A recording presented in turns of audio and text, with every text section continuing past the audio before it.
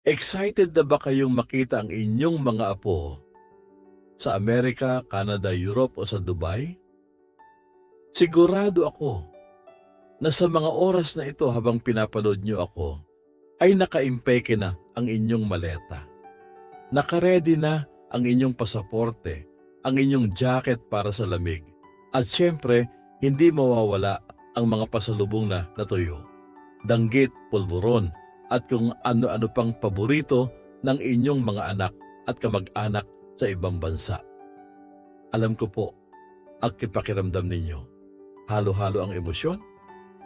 Nandoon ang sobrang saya at pananabik na makapag-travel muli, makasakay ng eroplano at makita ang ibang lugar pagkatapos ng mahabang panahon ng pananatili sa bahay.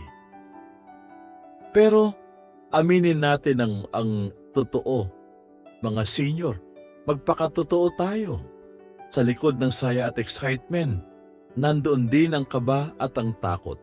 Ang 12 oras minsan ay 16 na oras pa na nakaupo sa loob ng isang masikip na eroplano ay hindi biro para sa ating katawan, lalo na sa ating edad ngayon. Isipin ninyo ang pakiramdam. Ang ating likod ay sumasakit sa tigas at sikip ng upuan. Ang ating mga tuhod ay naninigas at kumikirot dahil bawal iunat ng husto. Dahil masikip ang legro, ang ating balat at lalamunan ay nanunuyo sa sobrang lamig ng aircon. At ang pinakamasakit sa lahat, pagbaba natin ng eroplano, parang bugbog sarado ang ating pakiramdam imbes na masigla at handang mamasyal.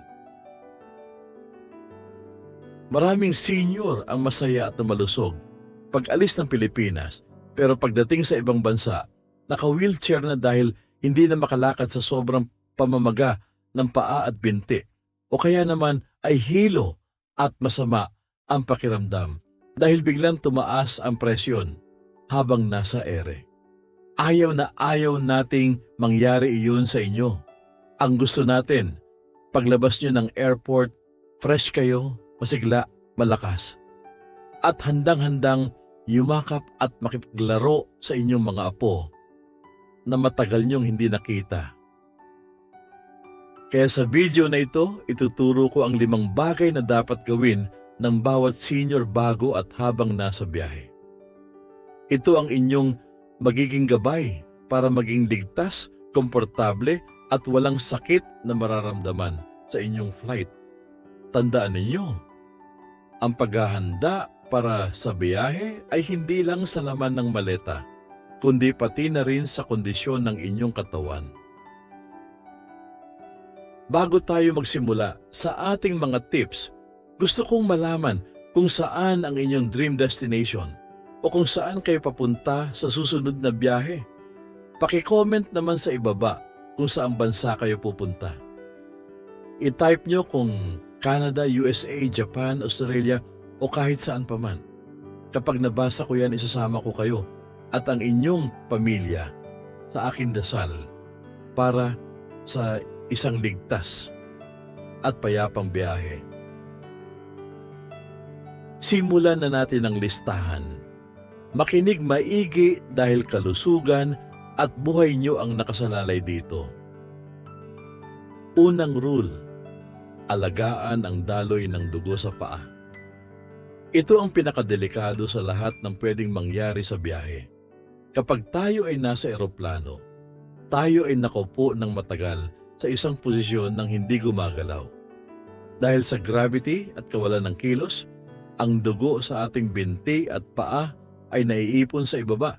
Hindi ito makaakyat pabalik sa puso ng maayos dahil mahina na ang pump ng ating mga binti. Ang unang resulta nito ay ang tinatawag na manas. Sigurado akong naranasan nyo na ito sa mga nakaraan nyong biyahe.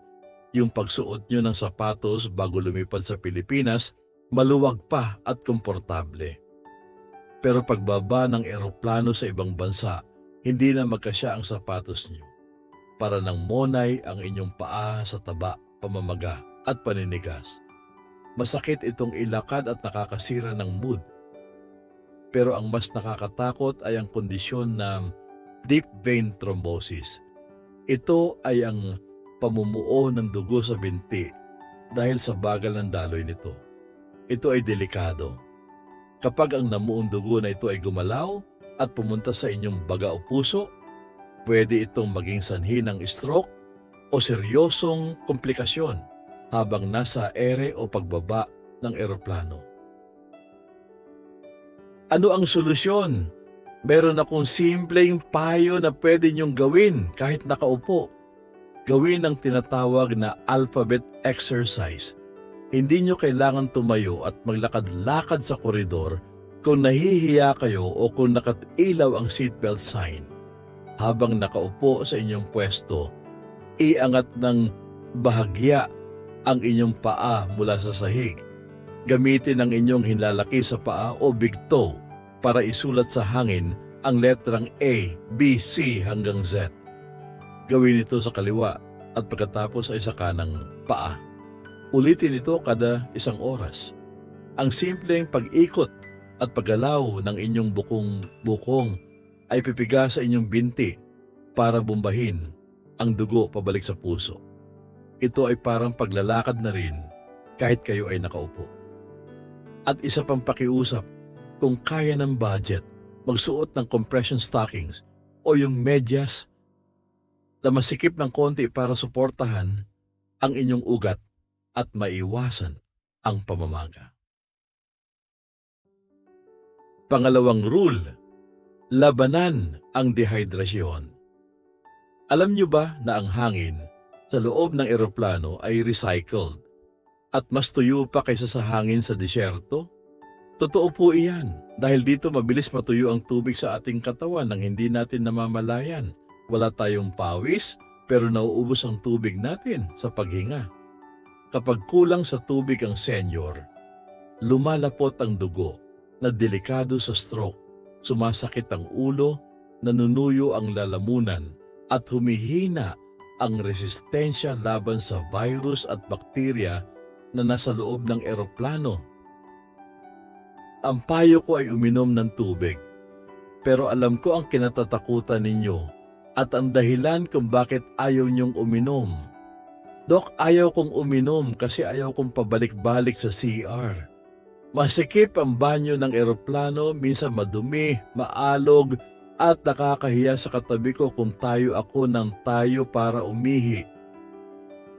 Naiintindihan ko po iyan. Valid na valid ang concern nyo. Mahirap naman talagang gumalaw sa eroplano. Kaya ang teknik ay uminom ng paunti-unti pero madalas. Isang lagok lang kada 15 minuto para mabasa ang lalamunan at hindi lumapot ang dugo. Huwag lalaklak ng isang buong baso ng biglaan para hindi mabigla ang inyong pantog at hindi kayo ihi ng ihi. At isa pa, iwasan ng kape, tsaa at alak habang nasa biyahe. Ang mga ito ay parehong pampaihi, lalo kayong matutuyuan at lalo kayong iihi nang iihi kung iinom kayo nito. Plain water o tubig lang ang inyong best friend habang nasa ere. Yan pa lang ang unang 2 sa ating listahan. Pero may 3 pa tayong rules na mas importante para sa inyong tiyan, tuhod at pagtulog. Paano ang pagkain? Anong pagkain ang bawal sa eroplano para hindi lumubo ang tiyan sa gas? Paano kung sumakit ang tuhod nyo sa paglalakad sa napakalaking airport? At paano kung hindi kayo makatulog? Sa susunod na bahagi, ituturo ko kung anong pagkain ang dapat niyong iwasan at kung bakit dapat kayong humingi ng wheelchair kahit kaya niyo namang maglakad. Huwag aalis para ito sa inyong kaligtasan. Ngayon naman ay dumako tayo sa pangatlong rule na madalas nating binabalewala o nakakalimutan dahil sa sobrang excitement. Pero ito ang pangunahing dahilan kung bakit marami sa atin ang sumasakit ang tiyan, hindi mapakali at namimilipit sa sakit habang nasa ere. Pangatlong rule, Ingatan ang tiyan at iwasan ng kabag o bloating. Alam niyo ba na kapag umakyat na ang eroplano sa himpapawid, nagbabago ang pressure sa loob ng cabin? Ito ay batas ng siyensya na hindi natin mapipigilan at hindi natin kontrolado. Dahil sa pagbabagong ito, ang hangin o gas na nasa loob ng ating tiyan at bituka ay lumalaki at lumulobo ng kusa. Isipin niyo na lang ang isang lobo. Kapag nasa lupa, normal lang ang laki nito at malambot pa. Pero kapag dinala niyo ito sa itaas, puputok ito sa laki dahil nag-expand ang hangin sa loob. Ganyan din po mismo ang nangyayari sa loob ng ating tiyan habang tayo ay lumilipad. Kaya kung mapapansin ninyo habang lumilipad, parang biglang sumisikip ang inyong pantalon. Parang ang laki-laki ng inyong tiyan at punong-puno ito ng hangin kahit hindi naman kayo kumain ng marami kanina. Minsan ay nakakahiya dahil napapautot tayo o kaya ay dighay ng dighay dahil naghahanap ng lalabasan ang hangin na naiipon sa loob. Pero ang mas masakit ay ang tinatawag na bloating o ang pakiramdam na parang puputok ang tiyan sa dami ng hangin. Ito ay nagdudulot ng matinding sakit at pagkirot sa inyong sikmura na aabot hanggang sa inyong dibdib at likod. Minsan, sa sobrang sakit, aakalain ninyo na inaatake na kayo sa puso. Pero iyon pala ay dahil lang sa hangin na naipit sa inyong bituka. Para maiwasan ang parusang ito sa inyong biyahe, ito ang aking mahigpit na payo. Isang araw bago kayo sumakay ng eroplano o 24 na oras bago ang flight, iwasan niyo muna ang mga pagkaing nagpapagas. Disiplina muna tayo para sa ating kapakanan. Iwasan muna ang pagkain ng beans o monggo, repolyo, broccoli, sibuyas at mga mamantikang pagkain tulad ng pritong manok, crispy pata o lechong kawali. Ang mga pagkain ito ay nagpo-produce ng maraming gas habang tinutunaw ng ating tiyan. Kapag kinain nyo ito bago lumipad, para kayong nagdala ng bomba sa loob ng tiyan nyo, nasasabog pag-akyat ng eroplano. Iwasan din ang pag-inom ng mga soft drinks, beer, o anumang inumin na may bubbles dahil lalo lang itong magpaparami ng hangin sa inyong loob. Sa halip, kumain ng magaan at madaling tunawin gaya ng lugaw, sabaw, o saging bago ang flight. At pakiusap, huwag magsuot ng masikip na maong o pantalon na may mahigpit na sinturon at butones. Magsuot kayo ng jogging pants o pajama na may garter para maluwag ang inyong tiyan at makahinga kayo ng maayos kapag lumubo ang inyong bituka. Dumako naman tayo sa ika-4 na rule. Ito ay para sa inyong mga tuhod, balakang, at sa inyong energy. Ito rin ang madalas na ayaw gawin ng mga senior dahil sa pride o hiya. Pang-4 na rule, huwag mahiyang humingi ng wheelchair assistance. Alam ko po ang sasabihin ninyo at ang nasa isip ninyo ngayon habang pinapanood nyo ako. Dok, malakas pa naman ako. Kaya ko pa namang maglakad ng tuwid. Nakakahiya naman sa mga tao at sa mga anak ko kung magpapahatid ako sa wheelchair na parang baldado o may malubhang sakit. Baka isipin nila ay uugod-ugod na ako at mahina na. Makinig po kayo sa akin ng mabuti at huwag ang pairalin ng pride. Ang mga airport ngayon ay hindi na gaya ng dati. Ang mga airport sa Amerika, Europe, Dubai, at maging dito sa atin sa Pilipinas ay napakalalaki na parang isang maliit na syudad. Ang lalakarin nyo mula sa check-in counter dadaan sa imigrasyon hanggang sa boarding gate ay pwedeng umabot ng ilang kilometro ang layo. Isipin nyo ang hirap na dinaranas nyo. Maglalakad kayo ng pagkalayo-layo sa sahig na matigas habang hila-hila ang inyong hand carry bag na mabigat. Pagdating nyo sa pinto ng eroplano, pagod na kayo, nanginginig na ang inyong laman, masakit na ang inyong tuhod at balakang, at hinihingal na kayo sa pagod. Ubus na ang inyong lakas bago pa man lumipad ang eroplano. Paano pa kayo mag-e-enjoy niyan? Ang wheelchair assistance ay libreng serbisyo ng airline para sa mga senior citizen. Karapatan niyo po iyan nakasama sa binayaran ninyong ticket. Hindi iyan tanda ng kahinaan, kundi tanda ng pagiging wise at matalino. Kapag naka-wheelchair kayo, para kayong VIP, hindi nyo kailangan pumila ng mahaba at nakatayo sa imigrasyon at security check. May sariling linya ang naka-wheelchair na mabilis at hindi nakakapagod. Ihahatid kayo ng staff hanggang sa loob mismo ng eroplano at isasakay kayo ng maayos. Kaya pakiusap, lunukin muna ang pride. I-reserve ang inyong lakas para sa inyong mga apo pagdating nyo doon. Huwag ubusin ang lakas at ang kartilago ng tuhod sa paglalakad sa airport. Sayang ang energy.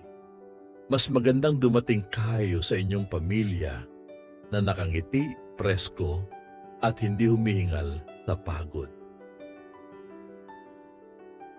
At ang panglima sa listahan, ngunit napaka-importante para sa inyong puso at presyon, ay ang panglimang rule: matulog at magpahinga ng tama. Ang pagtulog sa eroplano ay talagang mahirap at isang malaking hamon. Maingay ang ugong ng makina, masikip ang upuan na hindi mahigaan ng tuwid, maliwanag ang mga screen ng TV ng katabi nyo, at minsan ay may umiiyak na bata sa likuran.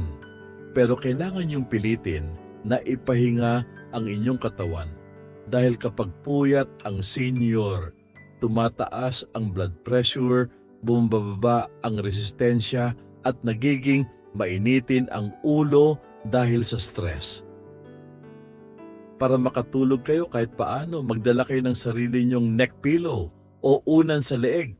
Huwag umasa sa unan na binibigay ng eroplano dahil minsan ay manipis yun, malambot, masyado at hindi komportable. Ang neck pillow na memory foam ang sasalo sa inyong ulo para hindi sumakit ang inyong leeg at balikat paggising niyo. Gumamit din kayo ng eye mask o pantakip sa mata para maging madilim ang inyong paningin. Ang dilim ay senyales sa ating utak na gabi na at kailangan ng matulog. Magdala rin kayo ng makapal na jacket at medyas dahil sobrang lamig sa eroplano at mahirap matulog kapag nanginginig ang inyong katawan sa ginaw. At ito ang sikreto ko. Kung hindi man kayo makatulog ng mahimbing dahil sa ingay at alog, huwag kayong mainis o mag-alala. Ipikit lang ang inyong mga mata, huminga ng malalim at mag-relax. Huwag pilitin ang tulog. Ang mahalaga ay nakapahinga ang inyong isip at nakapikit ang inyong mata. Malaking tulong na yun para ma-recharge ang inyong katawan. Pero, teka muna. Hindi pa tayo tapos sa ating usapan. Kahit gawin nyo ang lahat ng ito, may mga emergency na pwedeng mangyari sa loob ng eroplano na hindi natin kontrolado at dapat nating paghandaan. Paano kung biglang sumakit ang inyong tenga dahil sa pressure o ang tinatawag na airplane ear? Sobrang sakit nito at pwedeng ikahilo ng matindi. Paano kung biglang tumaas ang inyong presyon o atakihin kayo ng hilo habang nasa himpapawid at walang doktor? At ano ang laman ng emergency kit na dapat ay laging nasa inyong hand carry bag at bawal ilagay sa check-in luggage? Sa susunod at huling bahagi ng video, ibibigay ko ang bonus tips na ito na maaring magsalba ng inyong buhay sa ere. Huwag aalis dahil ito ang pinakamahalaga sa lahat. Narito na tayo sa huli at pinakamahalagang bahagi ng ating video. Ito ang tinatawag nating emergency protocol. Kahit na nagawa na ninyo ang lahat ng ehersisyo sa paa at nainom na ninyo ang tamang dami ng tubig, may mga bagay na bigla na lang nangyayari sa loob ng eroplano na hindi natin inaasahan. At kapag nangyari ito sa taas, walang ospital, walang botika at walang doktor na matatakbuhan. Kayo lang at ang inyong hand carry bag ang magkakasama. Pag-usapan muna natin ang isang kondisyon na sobrang sakit at kinatatakutan ng maraming senior. Ito ay ang tinatawag na airplane ear o ang matinding pagbara at pagsakit ng tenga habang lumilipad o bumababa ang eroplano. Naranasan niyo na ba ito? Yung pakiramdam na parang may hangin na gustong lumabas sa inyong tenga pero hindi makalabas. Parang pumuputok ang inyong eardrum sa sakit. Minsan ay nawawalan kayo ng pandinig, pansamantala, at nahihilo sa sobrang pressure. Ito ay dahil sa mabilis na pagbabago ng hangin sa kabin.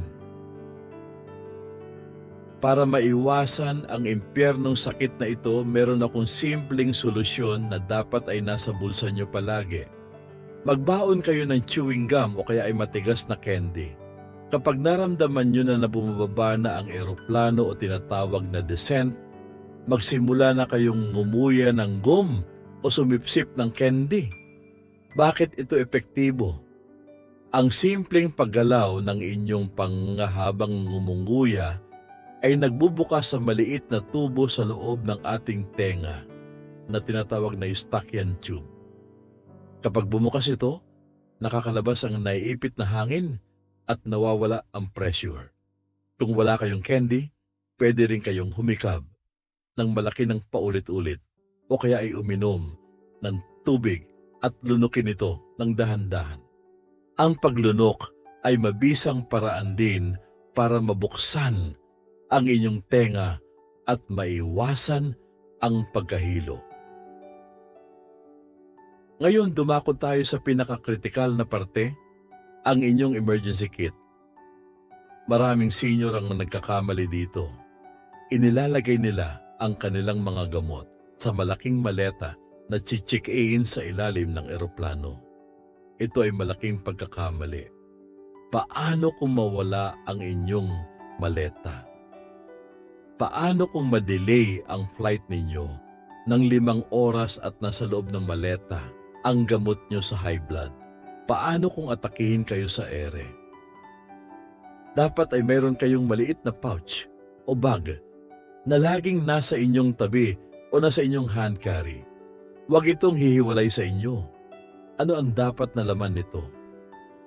Una, ang inyong mga maintenance na gamot. Huwag lang magdala ng sapat para sa biyahe. Magdala kayo ng sobra. Kung ang biyahe nyo ay 12 oras, magdala kayo ng gamot na pang 2 o 3 araw.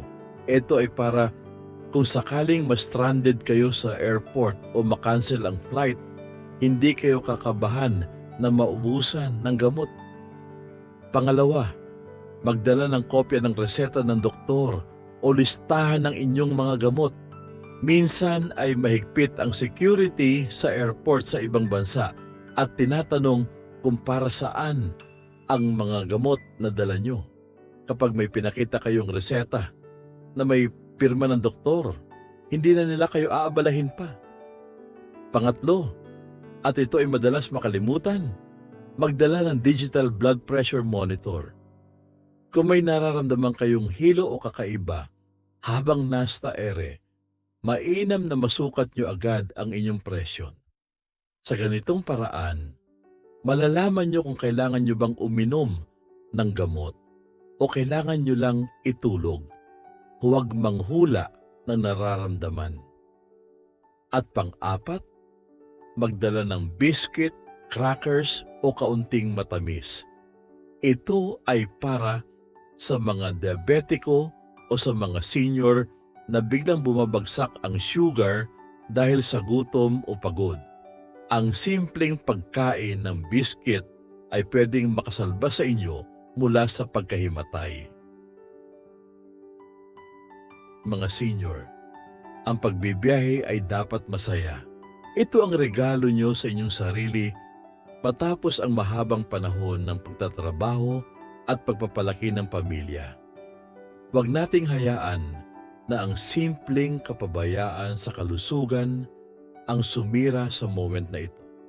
Isipin nyo na lang ang ngiti ng inyong mga apo kapag nakita nila kayong lumabas ng airport na malakas, masigla at walang iniindang sakit. Iyon ang pinakamagandang pasalubong na maibibigay nyo sa kanila, ang inyong presensya na malusog at ligtas. Ngayon ang hamon ko sa inyo. Bago kayo umalis ng bahay papuntang airport, i-check nyo ulit ang inyong hand carry bag. Nandoon na ba ang gamot? Nandoon na ba ang candy? Nandoon na ba ang jacket at neck pillow? Kung kumpleto na ang lahat, huminga ng malalim, magdasal ng pasasalamat at i-enjoy ang bawat sandali ng inyong biyahe. Kung nakatulong ang bidyong ito sa inyo, may isa lang akong pakiusap. Gusto kong mag-comment kayo sa ibaba ng 2 salita lang. Safe arrival. Kapag nakita ko ang comment na yan, malalaman ko na naging matagumpay ang ating misyon at ligtas kayong nakarating sa piling ng inyong mga mahal sa buhay. Pindutin ang like button kung nagustuhan nyo ang ating tips at isi-share ito sa inyong mga kumare at kumpare na magbibiyahe din. Maraming salamat sa inyong panunood at pagtitiwala sa ating channel. Ingat po kayo sa himpapawid, mag-enjoy sa bakasyon at God bless po sa inyong lahat.